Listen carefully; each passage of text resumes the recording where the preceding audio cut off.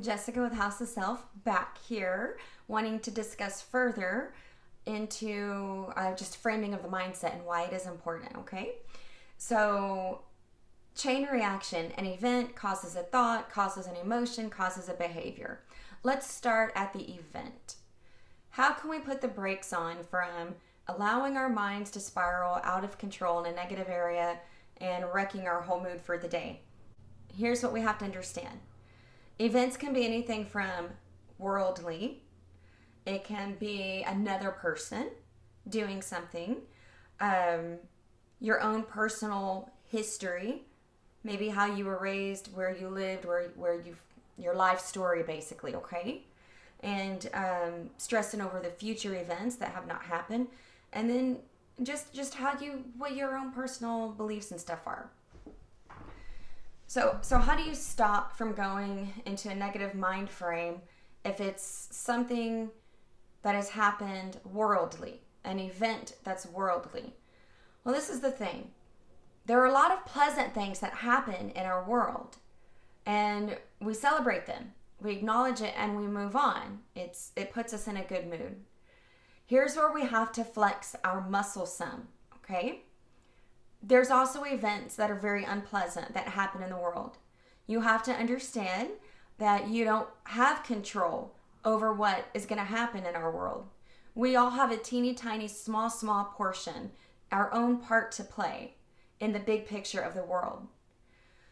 So you can focus on doing your personal best to be the best human being that you can and contribute worldly that way. And when these unpleasant worldly events happen,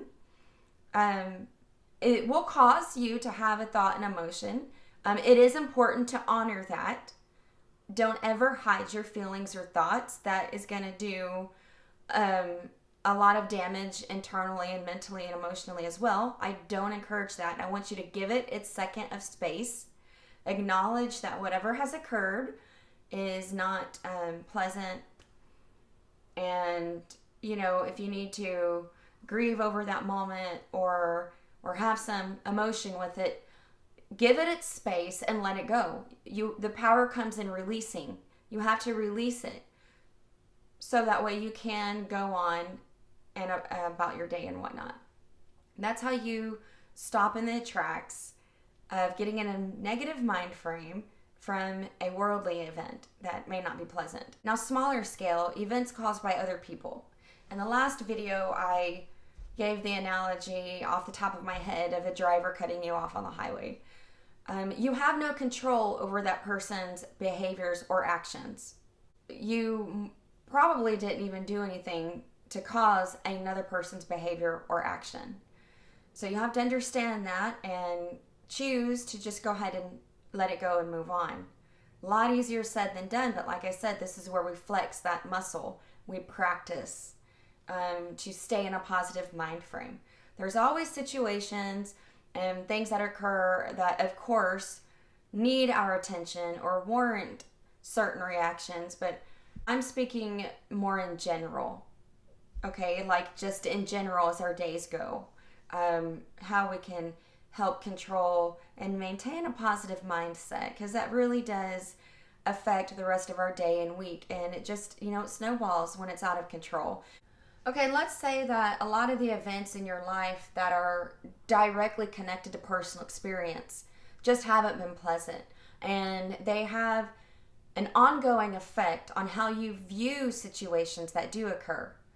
I highly recommend that you do some deep inner work and go seek counseling or aid of a therapist to help work through some of those things, because there is a lot of joy in life, and some situations are not as dismal as they may really be if you're looking at them through muddy glasses to begin with, right?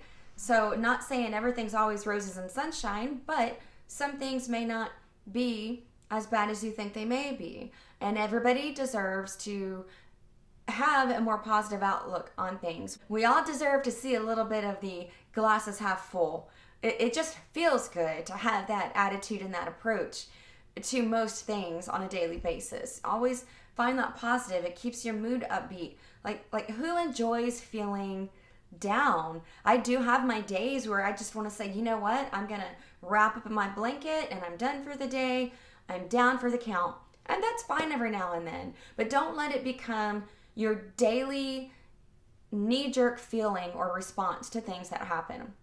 The key to stopping at this level is just acknowledging what directly affects you, what we can let go of, what we might need to address, and just using that as a point to see the fork in the road.